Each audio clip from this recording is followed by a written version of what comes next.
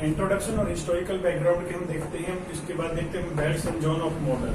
Belts और zone of model में हम कह सकते हैं जो कोर पेरिफेरी मॉडल है, जिसमें कोर से डेवलपमेंट शुरू होकर पेरिफेरल एरिया में जाता है, फ्रीडमैन ने ऐसा माना। उसके अंदर 5 पेटियां वो बनाते हैं और इन्होंने कोर पेरिफेरी मॉडल का जो एक्सप्लेनेशन किया है वो किसी अर्बन सेंटर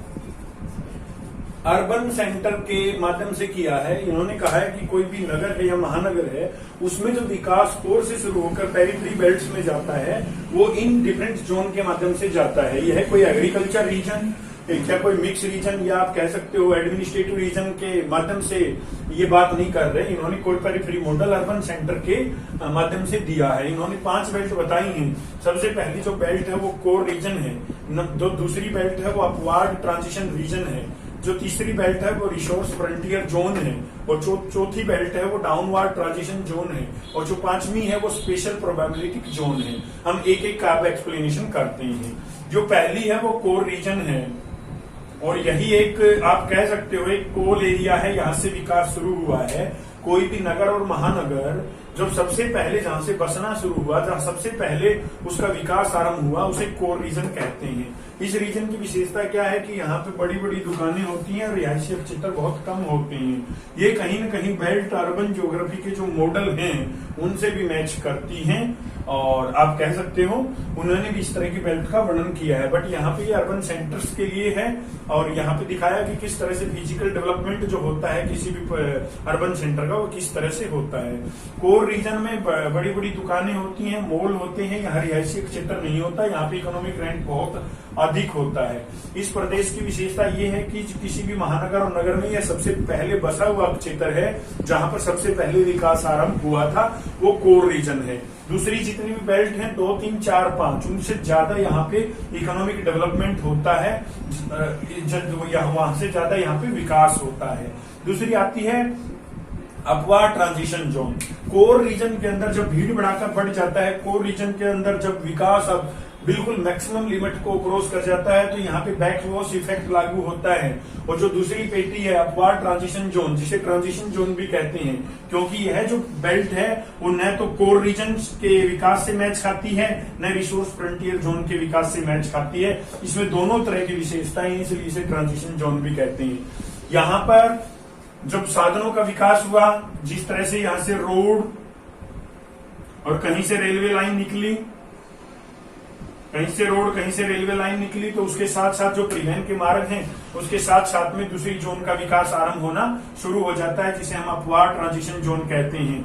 यहाँ पे यह एक रिहायशी क्षेत्र है। फ्रीडमैन महोदय ने माना कि यह एक रेजिडेंशियल एरिया है, और इस रेजिडेंशियल एरिया के अंदर, इस रेजिडेंशियल क्षेत्र के अंदर मूल रूप से कहीं न कहीं उद्योग और कहीं न कहीं फैक्ट्री भी स्थापित हो जाती हैं। अदरवाइज तो ये पूरा रिहायशी क्षेत्र ही होता है। Resource frontier zone, resource frontier zone की खास बात क्या है? जो परिवहन के मार्ग दूसरी बेल्ट का निर्माण करते हैं, उसी के साथ साथ में यहाँ पे जो मिलने वाले जो संसाधन हैं तीसरी बेल्ट में अवेलेबल जो रिसोर्स हैं, उन्हीं के आधार पर इस बेल्ट का विकास हो जाता है। यह एक फ्रंटियर जोन है और रिसोर्स इसका मुख्य आधार होता है। यहाँ का जो विकास होता है वो पहली और दूसरी बेल्ट से कहीं कम होता है। इस बेल्ट के अंदर की फ्रीडमैन महोदय के अनुसार, जहां पे ये मॉडल उन्होंने जिस संदर्भ में दिया है, यूरोपियन और पाश्चात्य सभ्यता के संदर्भ में, उन्होंने माना कि तीसरी जोन के अंदर जो भी संसाधन अवेलेबल है उसी के अकॉर्डिंग वहां पे विकास की प्रक्रिया जन्म लेती है। अर्थात हम कह सकते हैं कि इस प्रदेश के अंदर भी कहीं पर छिटपुट फैक्ट्रियां भी मिल जाती हैं, कहीं न कहीं यहाँ पे जो रहने वाले लोग हैं, यहाँ पे रहने वाले जो वर्कर हैं, वो कोर एरिया से लगातार अटैच रहते हैं। कोर एरिया से उनका संचालन और आवागमन परिवहन के साधनों के माध्यम से चलता रहता है। आगे है डाउनवार्ड ट्रांजिशन जोन, ये चौथी जोन है। डाउनवार्ड ट्रांजिशन जोन में 2 फैक्टर काम करते हैं, spread out effect and backwash effect. Backwash effect, Friedman महोदय ने माना कि जो चौथी जोन बनी है डाउनवार्ड ट्रांजिशन जोन, ये अपवार्ड के बिल्कुल विपरीत है। अपवार्ड ट्रांजिशन जोन और डाउनवार्ड ट्रांजिशन जोन, डाउनवार्ड विकास हुआ है क्योंकि यहाँ पे दोनों कारक काम करते हैं। स्प्रेड आउट इफेक्ट ने भी काम किया है क्योंकि यहाँ से विकास लगातार फैलता हुआ कोर एरिया से पेरिफेरल बेल्ट में फैलता हुआ आगे की ओर बढ़ा है। स्प्रेड आउट इफेक्ट हम कहते हैं। और बैकवाश इफेक्ट में का मतलब यहाँ पे कहने का ये है कि इस जोन के अंदर जो विकास हुआ है उसके अंदर बैकवाश इफेक्ट का भी महत्वपूर्ण रोल होता है। अर्थात यहाँ से पीछे हटते हटते कोर से यहाँ पे जो इस जोन की स्थापना हुई है वो डाउनवर्ड जोन के रूप में हुई है, डाउनवर्ड ट्रांजिशन जोन के रूप में हुई है, क्योंकि बेल्ट नंबर 2 और 3 की अपेक्षा यहाँ पर साधन अपर्याप्त होते हैं। यहाँ पर जो परिवहन के साधन का आवागमन होता है वो जोन नंबर 2 और जोन नंबर 3 की तुलना में इतना ज्यादा भीड़ भिड़ाके वाला नहीं होता। फिर आता है special problematic zone. Core area से यह सबसे दूर की जोन है और सबसे बाह्य पेटी है। यहाँ पर विकास छीन भिन्न अवस्था में होता है, अर्थात यहाँ पर वर्तमान कुछ 2-3 दशकों से इन क्षेत्रों के अंदर बाह्य पेटी के अंदर उद्योग स्थापित होने शुरू हुए हैं, क्योंकि कोई भी सरकार कोर क्षेत्र में बेल्ट नंबर 1 और 2 में भीड़ भिड़ाके को देखते हुए, कॉमर्शियल और ट्रेड लैंड को देखते हुए इजाजत नहीं देती कि यहाँ पर नई फैक्ट्री को खोला जाए, नए उद्योग को विकसित करने के लिए जोन नंबर 5 के अंदर ही जगह ज्यादा पर्याप्त होती है। तो यहाँ पर सबसे बड़ी खास बात क्या है, यह एक प्रॉब्लमेटिक जोन के रूप में विकसित होता है, क्योंकि यहाँ की सबसे बड़ी समस्या ये रहती है, यहाँ पर विकास पूरी तरह से नहीं हो पाता। अर्थात हम देखें जोन नंबर 1 और जोन नंबर 2 कोर रीजन है और जो अपवर्ड ट्रांजिशन जोन है, वहां पर विकास की जो प्रक्रिया जिस तेज गति से होती है, जिस रफ्तार से होती है, वो 5 नंबर में नहीं होती। यहाँ पे अपने आप में ही एक समस्याग्रस्त क्षेत्र है कि यहाँ पे क्या किया जाए। न तो यहाँ पे कोर बन सकता कोई भी, न तो यहाँ पे पेरिफेरल बेल्ट का जो विकास है वो जोन नंबर 2 और 3 से अधिक नहीं हो पाता। कारण क्या है, यह सबसे पहले बसा हुआ क्षेत्र है, किसी भी प्रदेश के अंदर नगरीय क्षेत्र है, बाद में इन बेल्ट का विस्तार होता है। इन क्षेत्रों के अंदर बहुत अधिक स्लम्स भी मिलती हैं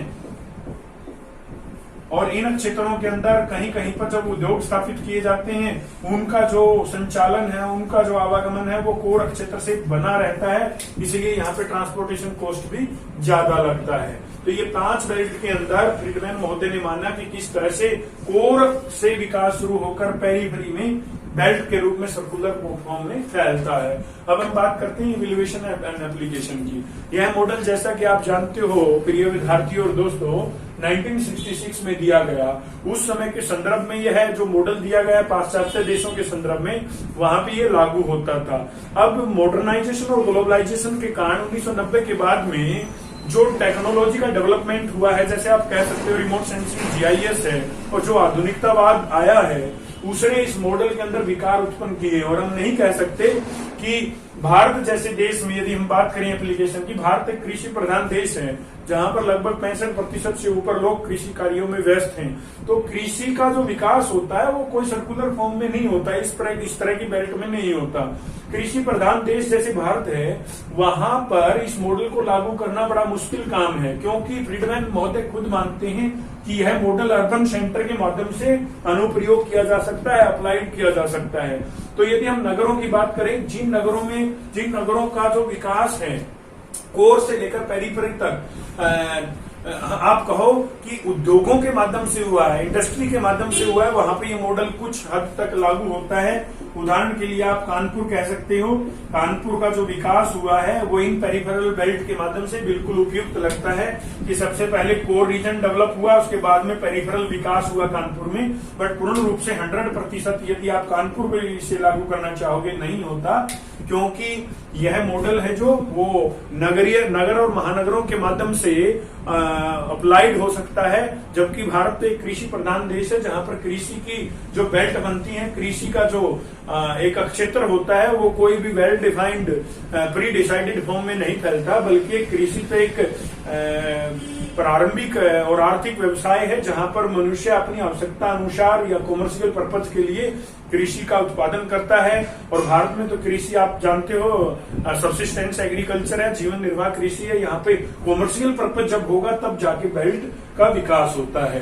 तो ये कोर पेरिफेरी मॉडल का मैंने कंक्रीट आपको समझाया है। आप इसके माध्यम से डायग्राम को देखें, हिस्टोरिकल बैकग्राउंड को, इंट्रोडक्शन को देखें, और इस मॉडल को हम 2 पार्ट में लेके आ रहे हैं, पार्ट ए और पार्ट बी। आप दोनों को बड़े ध्यान से देखिए, क्योंकि मास्टर डिग्री के अंदर, एमए और एमएससी के अंदर यह क्वेश्चन 16 नंबर में हर बार देखने को मिलता है और इसमें से लगभग यूजीसी नेट में क्वेश्चन आ जाते हैं। फ्रीडमैन ने मॉडल कब दिया, कौन से पुस्तक में दिया, हार्ट्समैन की पुस्तक कौन सी है, गुनार मिर्डाल का मॉडल कौन सा है, और इन बेल्ट में से नाम दे देते हैं। कई बार क्वेश्चन आ जाता है डायग्राम दे देते हैं 1, 2, 3 और 4 और 5 कहेंगे चौथी बेल्ट कौन सी है, नीचे आपको ऑप्शन मिल जाएंगे डाउनवर्ड ट्रांजिशन जोन।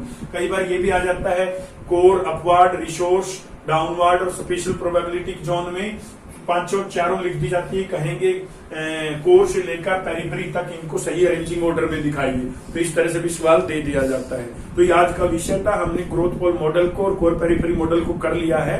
और भी बहुत सारे लोगों के मेरे पास कमेंट आ रहे हैं। गवर्नमेंट कॉलेज हिसार से, जनता कॉलेज दादरी से, जीडीसी कॉलेज बहल से भी एक विद्यार्थी ने संपर्क किया और तोशाम कॉलेज के विद्यार्थी भी लगातार कमेंट कर रहे हैं कि और भी टॉपिक लगातार regional development and planning with special reference to India के करवाए जाएं। मैं आपको यह आश्वासन देता हूं कि बहुत जल्दी हम सभी विषयों के ऊपर चर्चा करेंगे। कोशिश कर रहे हैं पहले उन क्वेश्चन को करने की जो अब आपके एग्जाम जो होंगे जुलाई के अंदर उनमें आए और आपकी परसेंटेज अच्छी आए। और ये टॉपिक यूजीसी नेट के लिए भी बहुत महत्वपूर्ण है। इन टॉपिक का रिलेवेंस स्टैट में कम है और एचएसएससी में बिल्कुल भी नहीं। इसलिए एचएसएससी को सिलेबस को भी हम लगातार करवा रहे हैं ताकि सभी सब्सक्राइबर ज्यादा से ज्यादा फायदा उठा सके। आप सभी का धन्यवाद।